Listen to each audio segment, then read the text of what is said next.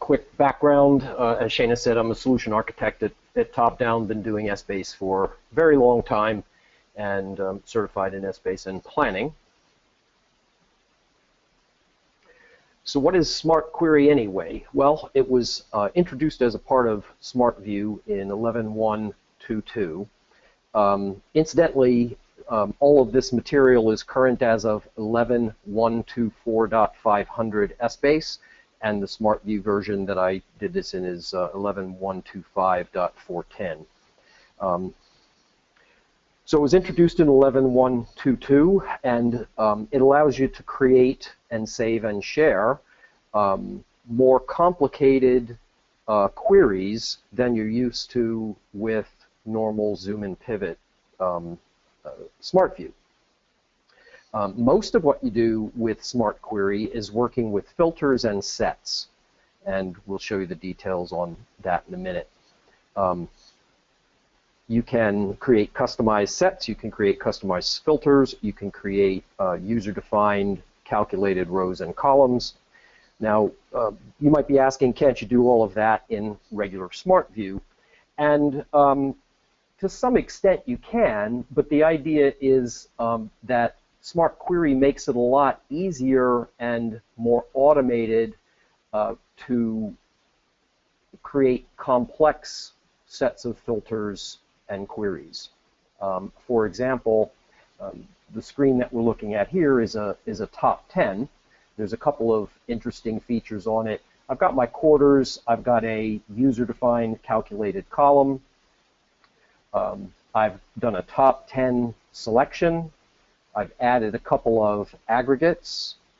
And these aggregates and the selected members respond to your filters. So if I had a filter that was give me all the stores that sold greater than $1 million, and in quarter 3, 5 stores had sold greater than $1 million, well, this total would reflect the 5 stores.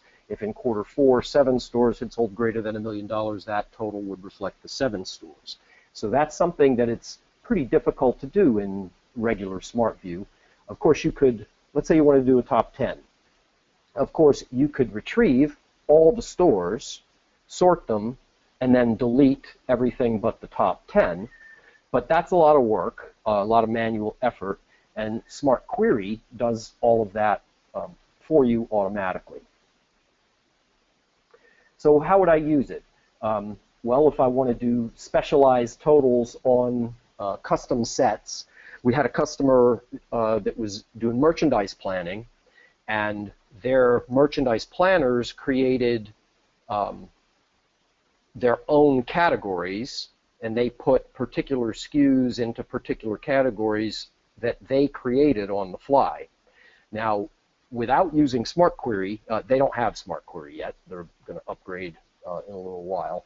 But the limit to what we could do for them was we could give them predefined aggregates in Essbase, and then we could update aggregates overnight, but they couldn't make their own aggregates, and that was a requirement. Now with Smart Query, they could make their own aggregates. I talked about top and bottom reports. Share predetermined perspectives with others. How many times have you started a new sheet and you've got to drill down to this, drill down to that, set it all up, and then maybe email it to somebody? Well, in this case, you could just email them the Smart Query, and they would have it from the beginning. Now, you can, of course, share a workbook, but this gives you another option to sharing a workbook. Essentially, you can avoid having to start over on ad hoc queries. So the workflow. Once we launch Smart Query, we're going to choose our row, column, and point of view dimensions. Then we're going to select base members for each of those dimensions. Point 1 doesn't select any members. It just tells you which dimensions you want in the rows, which dimension you want in the columns, and which dimensions you want in the point of view. Then when you select base members, you're selecting for each of those dimensions the starting point. So Then you'll add custom filters and custom members, etc., or you could add additional sets. So as an example of the difference between point 2 and point 3, if I wanted to find the top 10 states in sales, I'd start with the list of all 50 states. That's my base members. Then I'd add a filter that gave me the top 10. So I have to tell it the population to select from first, and that's the base members. And then I'm going to save reusable elements, and there's a couple of different ways to save things and reuse things, and we'll talk about that right at the end. By the way, it doesn't have to be strictly in this order, but that's a good order to think about it. Okay, the first thing I could do would be, if I had previously saved smart queries, I can open a previously saved one. And to do that, I'll go to either shared or private connections. I'll go up to the little house, that's the home button, and drop that drop down. Select Smart Query. That will give me this panel. That'll give me this panel that allows me to either open a query, or if I had previously copied a query from someplace else, the paste button would be lit up and I'd be able to paste that smart query. Smart Query has its own ribbon, and from left to right, I'll just hit each of the functions quickly. Analyze takes a smart query and converts it to a regular zoom and pivot view. Now you lose the fancy smart query features, but you pick up the ability to do any type of zoom and pivot that you want. Designer panel pops up the smart query panel, which we'll see a lot of in a minute. Copy and paste allow you to copy an entire smart query and paste an entire smart query to another sheet, for example. Save and open allows you to save that query to the repository or open a previously saved smart query from the repository. Refresh, we know what that's about. Automatic refresh toggles on and off the automatic refresh when I make changes. Changing alias tables, you note in this picture, my default alias table is in use. I can turn on and off indentation and missing row suppression. Distinct members, this is not shared members. This is a duplicate member name distinct. So since I never use duplicate member names, I don't really find that something I use a lot. So how do I launch a new smart query? Well, I go to either shared or private connections. I click on the database that I want to use, and I hit New Smart Query Sheet. So Smart View panel, shared or private connections, New Smart Query Sheet.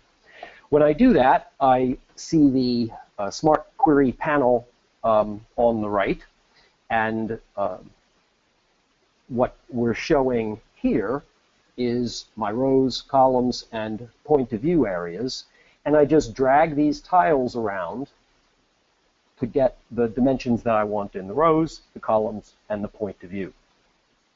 Now, when you touch any one of these dimensions, that'll pop up what I call the sets for area. This is where we do most of our work, and each time we touch one of these dimensions, it populates it down here so that I can then do additional work with it. We'll see that throughout our activities. We'll click a dimension and then work on it down here. So once we've created the row, column, and point of view dimensions that we want, or put the dimensions that we want in the rows, columns, and point of view, we're going to select our base members to start with. So the first thing we'll do, we'll click on the dimension we want, in this case product. That populates or puts product down here in the sets for area. We click on that bar and it pops up this menu. In this case, we'll select base members, and then we'll have a set of filters that we can apply, or a set of choices that we can apply. We can select the children, descendants, the level 0, or other.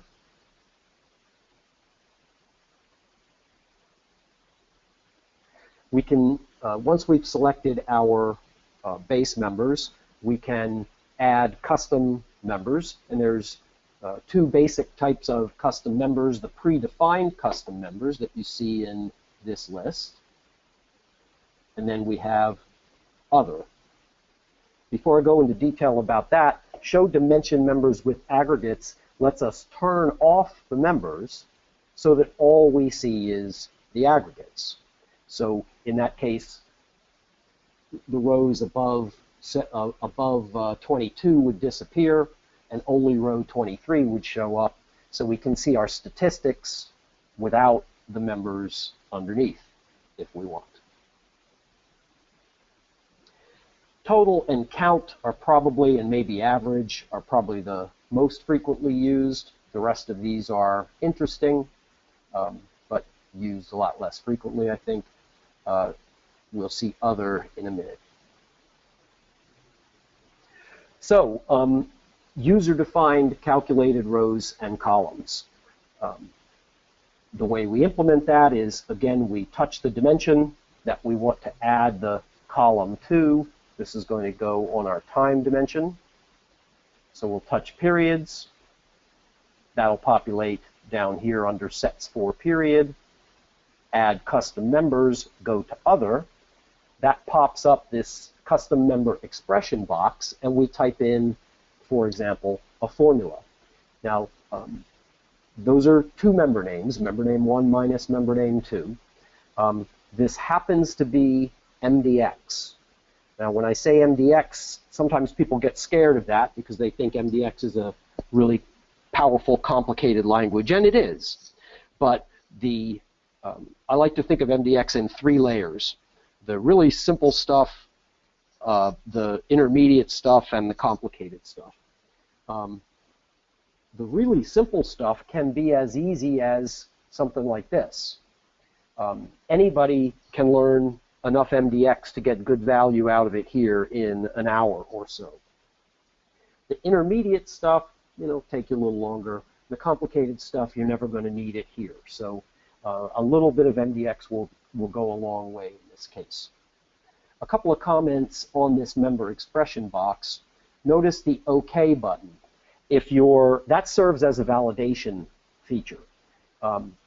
If your code is not correct, that'll be grayed out. So when that's gray, that means your code is validated. And so in that case, we'll hit OK. That'll pop our custom column up there. It'll have a dummy name at first, like my custom time period or something. And then you'll rename it to a sensible name. Here's a couple more things you can do with to get more complicated MDX. Tuples or intersections. A little more complicated syntax, but what this is allowing us to do is essentially pick off any single cell or combinations of cells within the Essbase database to use in our formulas. We can use lags. Prev member is the way we create, one way we create a lag in MDX. And we can use functions. Here's a sum function in MDX. So we can get pretty complicated. I mentioned the OK button is the validation hint. Substitution variables work. Things like ampersand current month, ampersand prior month. Many of you are familiar with those already. They're a critical tool for automating our reports so that we don't have to change every single time our new month rolls around.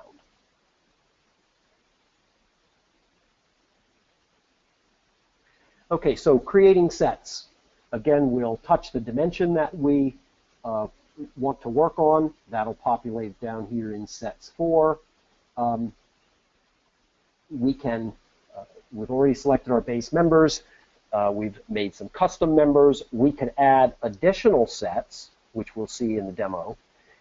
In this case, we'll go to filters, and we have these 4 filter types, and then we can add a new one, copy, paste, rename, delete, or save to the repository. When we talk about the 4 filter types, let's go through an example of each one. So top and bottom, pretty straightforward. We want the top 10, we want the bottom 10. Pick top or bottom. Pick top count, top 10, bottom 10. Percent, give me the members that comprise the top 10%, for example, of my sales, or the top sum that comprise the top million of my sales. And then we pick the members that we want to do the top on. In the 2 previous examples, I said sales each time. So in that case, you would set a count to sales. And I may want to be more specific. These member names correspond, or as I scroll through my point of view, or as I Rolodex through my point of view, my display will respond to the member that's visible in my point of view. So if I go from, let's take scenario, if I go from actual to budget to variance in my point of view, it's going to use actual or budget or variance in that calculation. If I set it here, I'm overriding it. This is almost like a cross-dimensional operator in that regard. So the fewer specifications you make here, the more interactive your report is. The more specifications you make here, the more specific the numbers in your top calculation.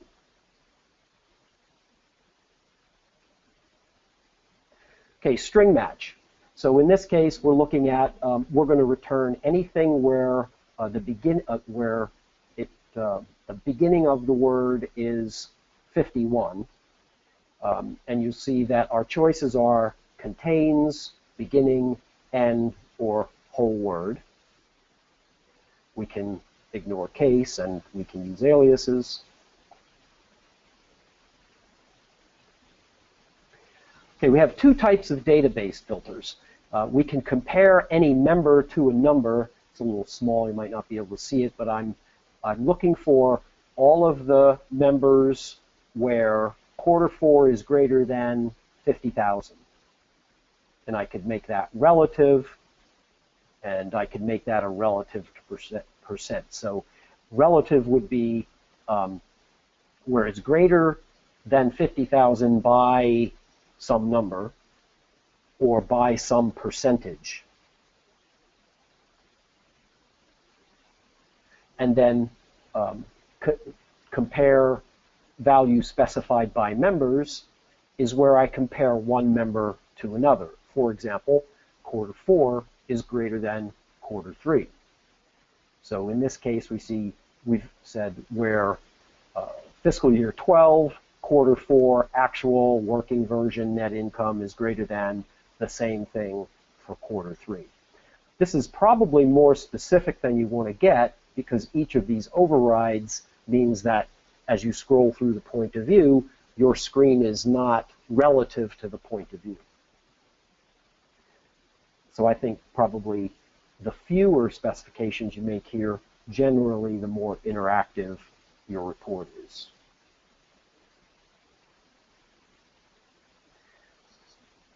Now, we can do some complicated things with sets. We can do unions, intersections, and complements. A union, the members can pass either test. So in this case, the members that I return are either Sentinel products or they're Envoy products. So all the Sentinel products will be returned, plus all the Envoy products will be returned. And the way we recognize that from the screen is these are siblings. They're lined up. If we want to do an intersection, that means it has to pass both tests. In this case, it's going to have to be a Sentinel product and it's going to have quarter 4 greater than quarter 3. So you notice we added a custom column here to show that our difference is positive. Now, a complement returns members that pass one test and not the other. So this view is going to have to start with only Sentinel products, and then it's going to have to exclude the products where quarter 4 is greater than quarter 3. So it's going to show us all the Sentinel products, but only the ones that quarter 4 is not greater than quarter 3.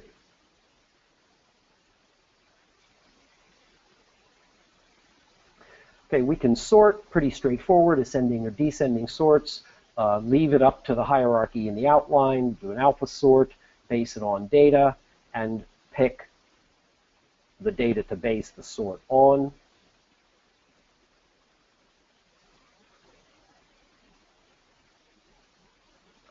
Okay, sharing. Of course, we can share a workbook. Just take your workbook and email it to somebody. We can also copy and paste, and we can copy a smart query, for example, paste it into an email and send it to someone. Then the other thing that we can do is save to the repository either whole smart queries or individual filters and sets. So here's what saving it or sharing it via email might look like. We'll create our smart query in the background here. We'll hit copy. We'll then go to our email and paste it, and we get this gobbledygook text. Email that to someone. They open it up. They've got the gobbledygook text. They copy it, and then they paste it into their own smart query sheet. Now, we need to make sure we're using copy and paste from the smart query ribbon in each of those actions. Okay, reusing smart queries, we can either save the entire smart query, or we can save filters and sets to the repository and reopen them from the repository, and we'll see some examples of that. Here's a picture of the repository. So if we hit save, it'll ask us to give it a name. And then if we hit open, we'll see the list of smart queries that are saved in the repository. There are two views. There's the list view and the hierarchical or tree view. The tree view shows it by database, and the list view just shows a list, and the database it's attached to is over here. Okay, that's it for the slides. I'm now going to pop up my Excel, and hopefully everyone can see that. Okay, so I'm sitting on private private connections. I'm going to go to sample. This is the ASO sample database. I have made some changes in the variance formula here. So because current year shows only data through July, and when I looked at variances, that would give me a negative variance for all the months that hadn't expired, and that's sort of nonsensical, so I fixed that. So we'll connect. We'll go to New Smart Query Sheet. Here's our Smart Query panel. So I want to drag my time dimension to the columns. I want to drag my stores dimension to the rows. And then I'll drag years down to the point of view and measures down to the point of view. So we've create our orientation here, our row, column, and point of view dimensions. So now what we want to do is pick some base members. Let's start on the time dimension. I'll click the time dimension. That populates time down in the sets for area. Click on that bar and do select base members. Other lets me see the whole dimension from the member selection panel. What I want to do is get all 4 of my quarters. Perhaps the easiest way to do that is to filter on generation 4.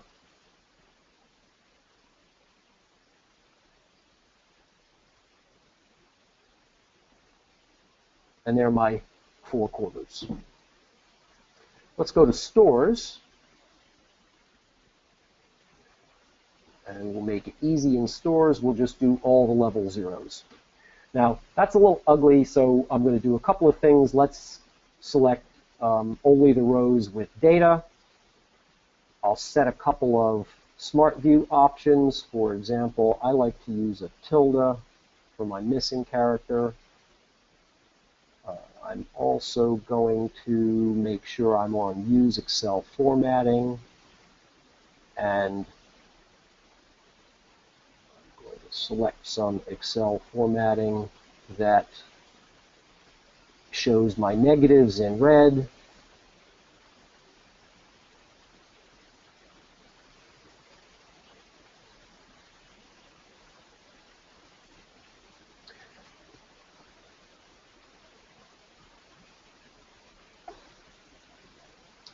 Okay, so in years, I'm going to select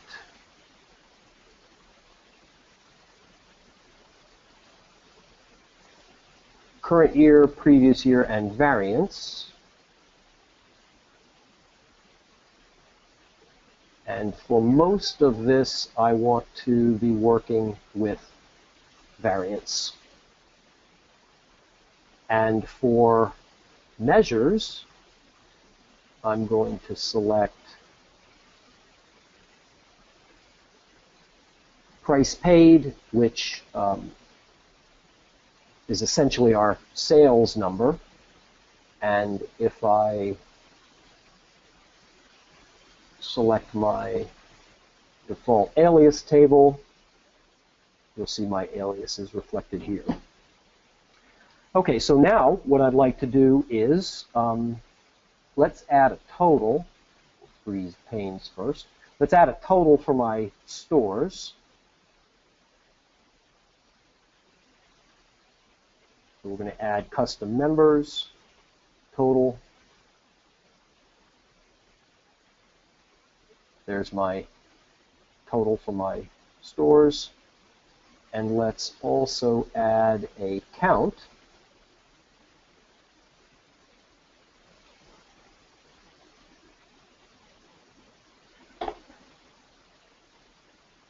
So I've got 155 stores. And now let's add a couple of custom members on the time dimension.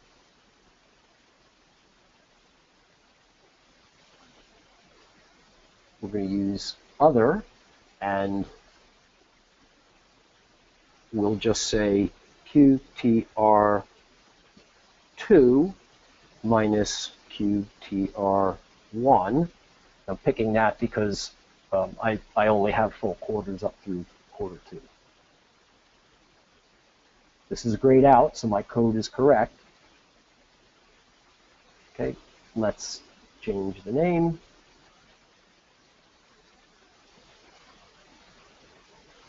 It's my current quarter versus previous quarter.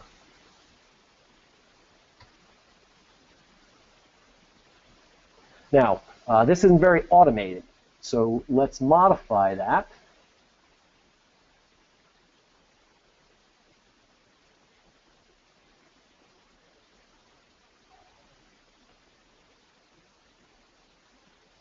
we're going to change that to and cur qtr ampersand.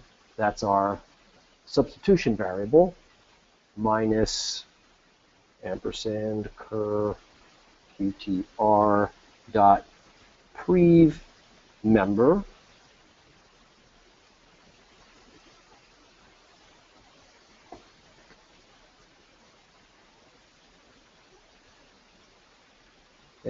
data doesn't change because it's the same calculation, but now it's automated.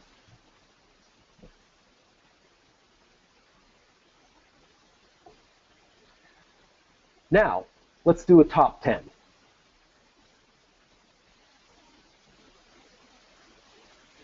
So we'll do top 10 stores. Add a filter. Actually, you can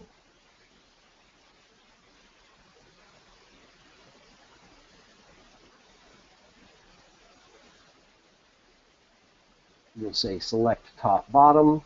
We'll say the top 10 count based on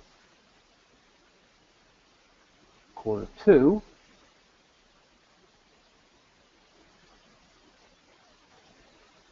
Okay, so you see the statistics reflect the rows that are returned dynamically. In this case, it's always going to be 10, but different types of selections would be different. You'll see that the total reflects the top 10. Now, let's clone that set.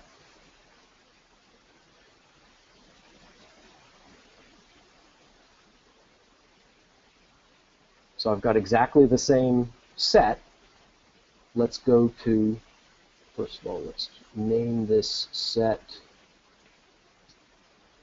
top 10 stores.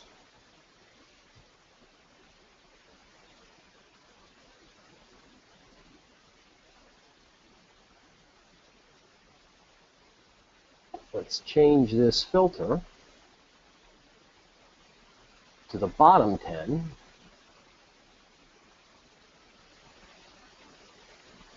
Of course, now we need to change our labels.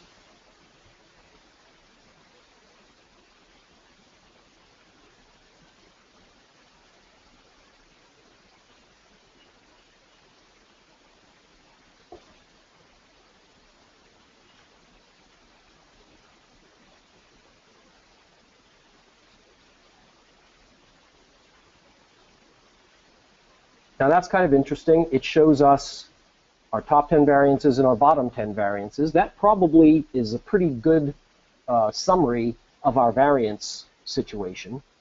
But we can take it a little further. Let's go down to products.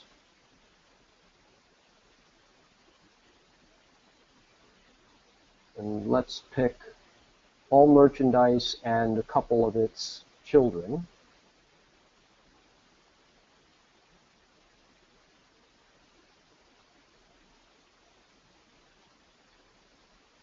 So now as I scroll through my point of view, you see the members returned change. Notice that's 49912 is the top there, and 20527 is the top there.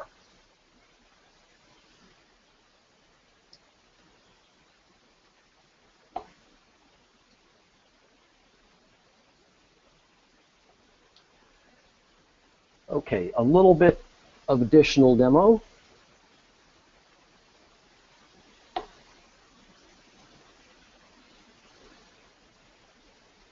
So I'm going to just open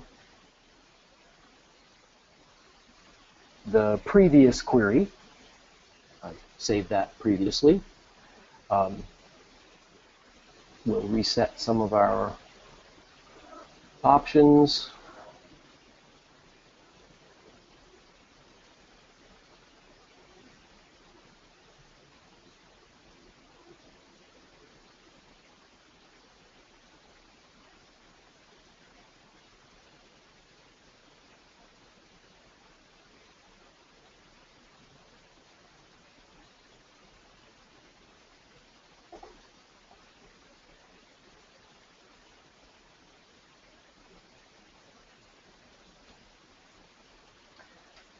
So let's do a couple of filters.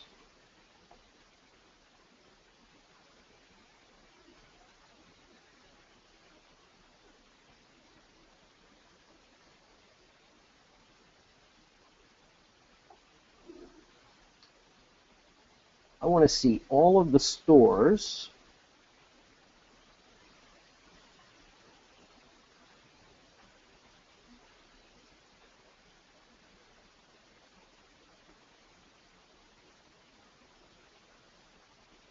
where quarter 2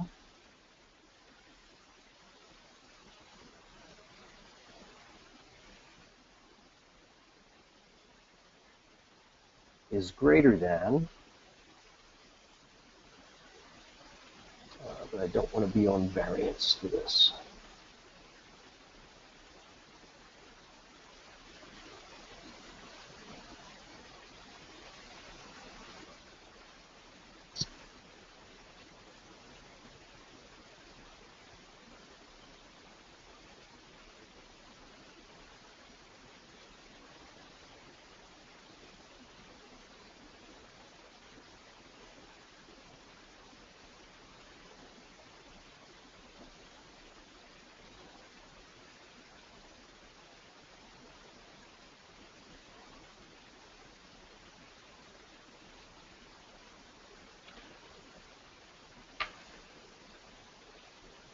So where quarter 2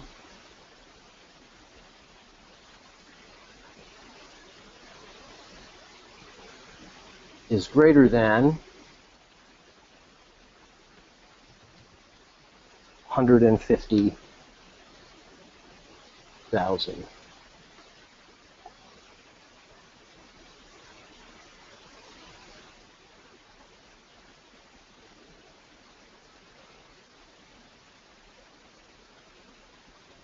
Okay, so that cuts it down to a handful of stores.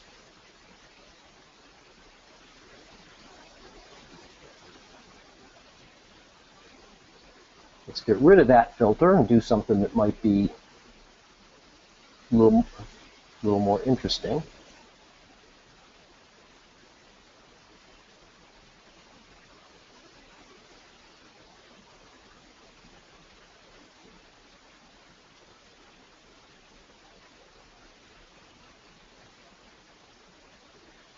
Let's do one where we compare one member to another.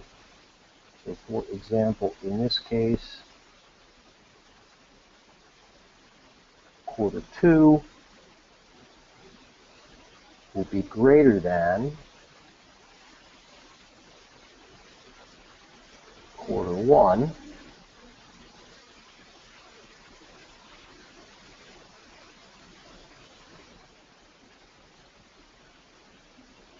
And so you see all of our red disappeared from our difference line.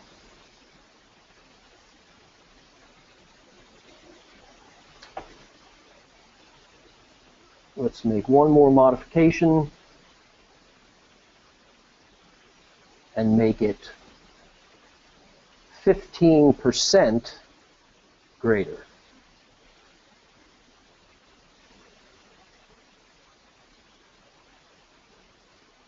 So I should have put a count on here so we could see the difference.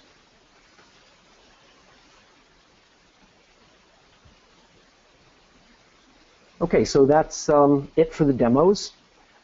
What questions do you have?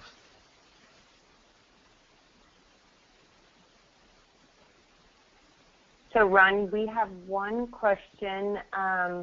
What would happen if the outline already has member called current quarter versus previous quarter?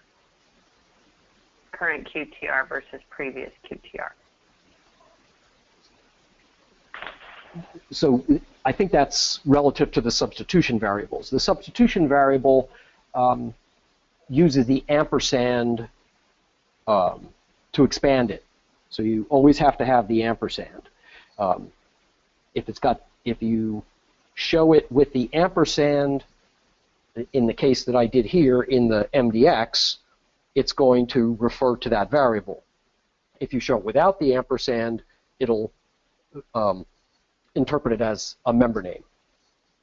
So they're I haven't tested that. I think I'm correct in saying that there would be no conflict in that case. And it depends on whether you use the ampersand or not.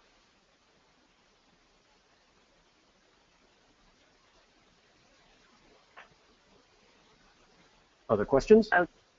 Yeah, and just a reminder, if you have questions, type them into the question box, and I'll read them to Ron, and he will answer them.